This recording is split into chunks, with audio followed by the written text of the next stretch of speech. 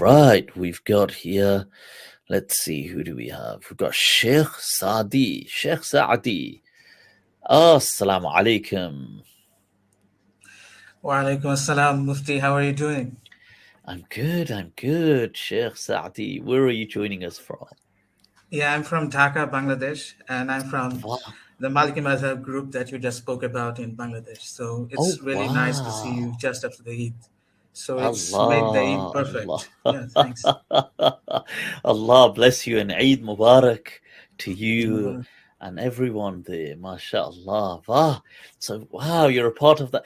I've been really wowed by your efforts in Bangladesh. I really admire them.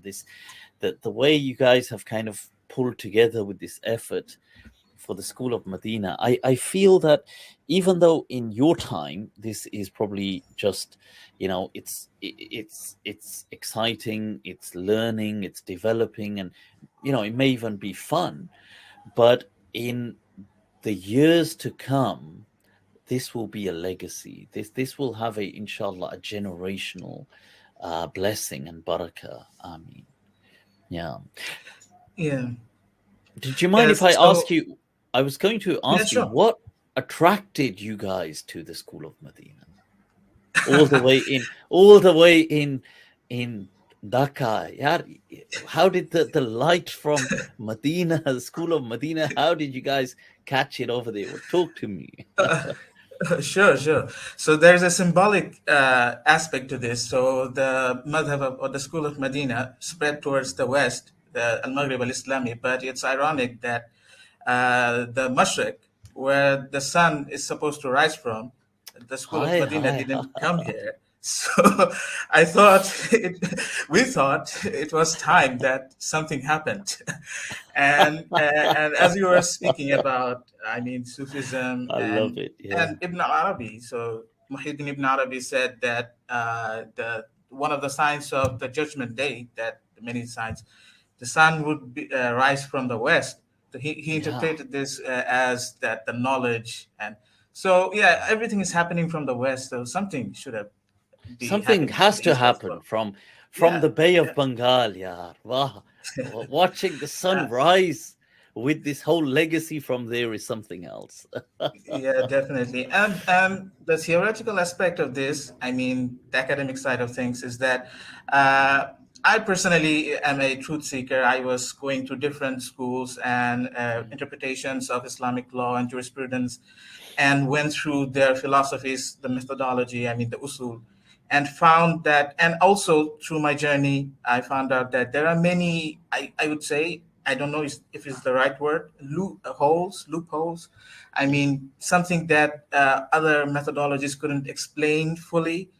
But I found that the School of Medina and basically your lectures helped me a lot. I mean, the methodology that we have for differentiating between Sunnah and Hadith, and how the amal or the practice it should be given more status it should be held with more strength. This is something that resolved for me a lot of questions that I had. For example, Bukhari, Muslim, these books, Yeah. and how they did not reflect many of the things that we uh, people here, we are mostly Hanafis here, Yeah, do. yeah, of course, of But course. the approach of this, the Amal Ahl al-Madina, it explained Yeah, a yeah, lot of things. For example, the Hadith collection, that movement that you speak about quite often, and the problems that it had. It definitely tried to solve many problems, but it was sure. not foolproof.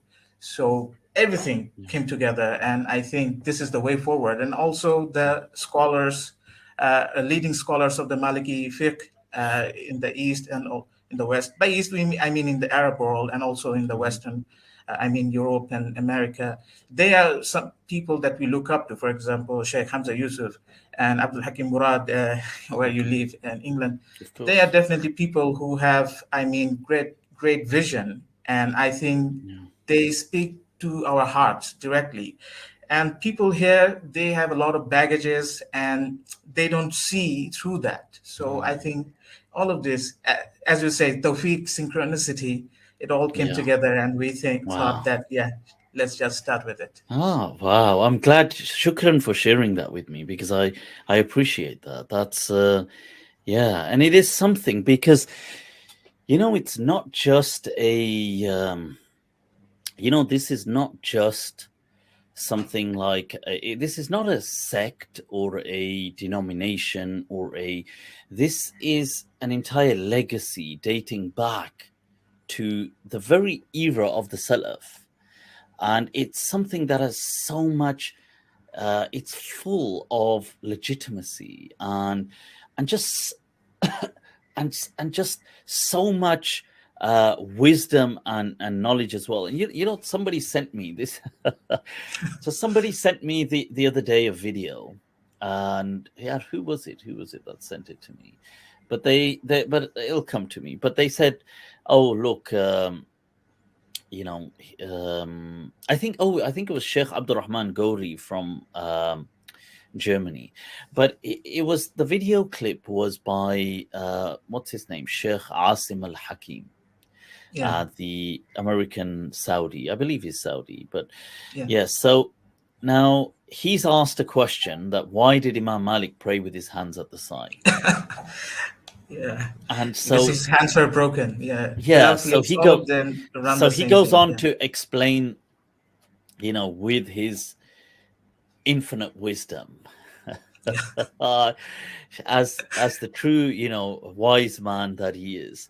He says, look, he says that what it is that Imam Malik, because he opposed the ruler of the age, he was beaten, had his shoulders dislocated, and because his students, some of them, or many of them, were not very intelligent. This is what he actually says. He says, because Imam Malik's students were not very intelligent, they couldn't tell. So they thought, oh, Imam Malik's praying with his hands at the side. And they thought that must be the sunnah. So they started praying with their hands at the side, not aware that Imam Malik can't lift his hands because his arms are dislocated. Right. So this I mean, this this is the goes to, yeah. yeah, it was so a person listening to this doesn't know whether to laugh or cry at the state of. And then he said, look, we don't follow anybody, we don't disrespect the imams, we respect them, but we only follow Quran was Sunnah. Hi, hi, hi, hi. Hi, Quran was Sunnah, huh? You gotta love the slogans that they say, because they're so catchy, like we only follow Quran was Sunnah. But the truth is, now, you see, the truth is that that's not the case. Like, they are not, it's not that they are following Quran or Sunnah. Sure, everybody is following Quran or Sunnah, but they are following the interpretation of the Quran was Sunnah as dictated to them by their scholars who, of recent times, let's say maybe people like Sheikh Albani, Sheikh bin Baz, Uthaymeen, Munajjid Saleh, who was dictated by their teachers going back to Muhammad ibn Abdul Wahhab, and then really just building this movement from the interpretations of Ibn Taymiyyah and Ibn Qayyim al-Jawziyah. That is all it is. It's not that, you see, it's not that they have some kind of a special access to. Everybody that reads something is reading it through through a lens. Like, there's no such thing as an unadulterated, unfiltered access to revelation. It doesn't work that way. Every person that reads the Quran, reads scripture, or reads or accesses the Sunnah, they are accessing it through a lens, through a kind of and the lens may be their lens, or it may be one that their sheikhs have given to them. So, but it is always a lens, and it's so surprising that that this very concept is beyond reach for them. Like, to be unaware of one's own biases is that's so crippling and so infantile, to be that unaware. That, so for a person to think, unlike the rest of the people, I have unadulterated, unfiltered, pure access to the divine, as the divine intends. That's not how it works, because however, you see, when I read the Quran or you read the Quran, we're reading it with our eyes, with our minds that are understanding what's being said. Now each person will always have some filter, some lens, some biases, just as we all do, just as the school of Medina has its own biases, which are the Medinan biases. But it's not so everybody has to. Now the question is, well, you choose, choose your tools, like choose your lens. But the claim that I have no lens is one of, delusional grandiosity. Like that is just like somebody that is so blind to their own biases that they don't even realize. It's like, no, everybody wears a lens. We are all wearing a lens. We're wearing one according to the school of Medina. You're wearing one according to the school of, the ulama of Najd, and of, the Salafi school, let's say. You're wearing one according to that. So that's fine. You welcome to yours. We're welcome to ours. They're welcome to theirs. But to have this thing that, oh, Imam Malik and his students must have been pretty dumb, that they, like, it is through his students that they had these hadith in Bukhari. These same students that he's calling dumb are some of the greatest muhaddithin. Abdullah ibn Wahab, Abdurrahman ibn al-Qasim. Bukhari declares all these people thiqah. These people, it is through this that the hadith legacy reaches the muhaddithin project, right? Abdullah ibn Wahab was one of the greatest muhaddithin of his time. He was a student with Malik for 30 years. Ibn al-Qasim. To I heard that and I thought, yes, salam. I don't know whether to laugh or cry. And yeah, no, sorry, Yeah, one yeah, common thing. Yeah, sure. Very nicely put.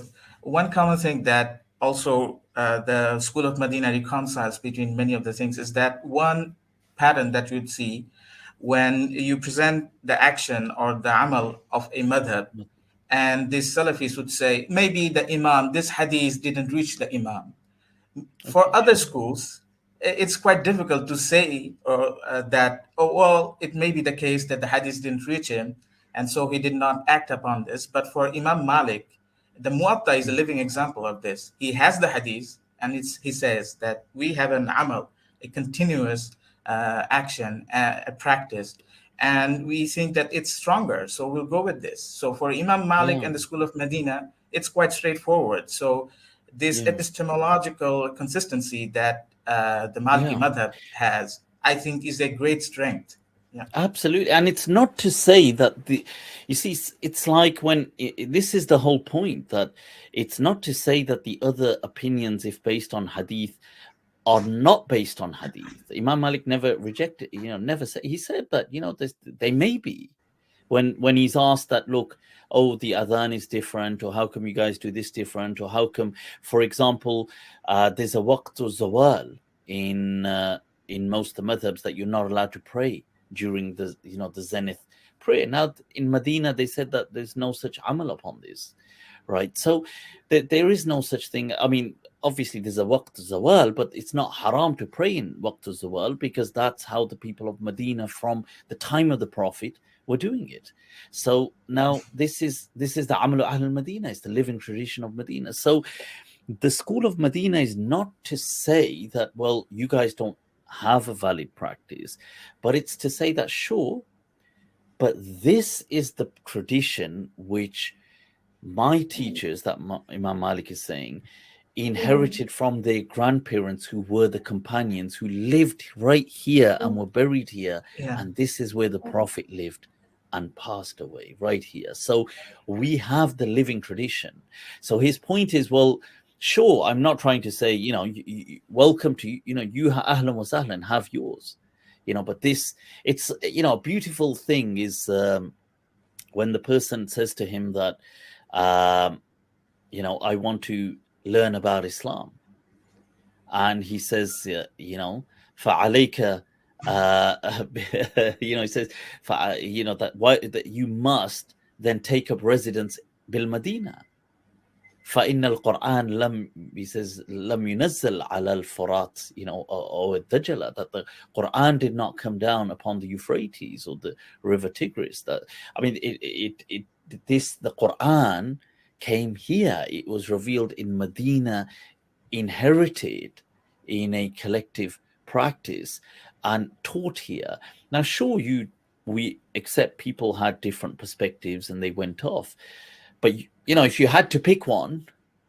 Yeah, and it also goes to show you the importance of context. So Imam Malik was saying that you don't only need the text, but you also need the context. So here is the action, here is the city, here is the practice, here is the environment, things that were like this. So it gives that context that is missing from a just Yeah. text only reading. And and I'll wrap this because I know we've Yeah, spoken a sure. lot now, but just because I began by giving the example of Sheikh Assim al Hakim and saying when he was asked about Sadl and he came up with Imam Malik's shoulders were dislocated. You see, this just goes to show the lack of scholarship. Like, it just goes to show, like, look, so for example, the fact that either this person doesn't know or selectively conceals, but that you could look through the Majmu' of Nawawi, you could look through the books of Ijma, you could look through the Ibn Qudama's Mughni, you could look through any major comprehensive book that gives detail of different aqwal. You could go through the Tamheed of Ibn Abd al-Barr. You could go through, you would know that when it came to dropping the hands at the side, which we call Sadl in the Maliki Madhab, and the others call it Irsal, right? The Sadl, that this was practiced, that this was not only transmitted from certain companions, but let's just say whose madhab was it? It was Sa'id ibn Musayyib's madhab. It was Sa'id ibn Jubayd. It was Urwat ibn Zubayd. It was transmitted from Hassan al-Basri, from Awza'i, from you've got it from Layth ibn Sa'ad. You've got it from Ibrahim al-Nakhai, if I haven't mentioned him, but also one of the opinions within the Hanbali madhab. Like, you've got obviously it's the madhab of Imam Malik. Like, what were all of these people's shoulders pulled out? I mean, and this thing that Imam Malik's shoulders were pulled out is absurd. I mean, whether his shoulders got injured in the beating, I don't, it's possible, but generally his shoulders during his lifetime were fine. Like, whether they were injured or not during a particular thing, I don't know.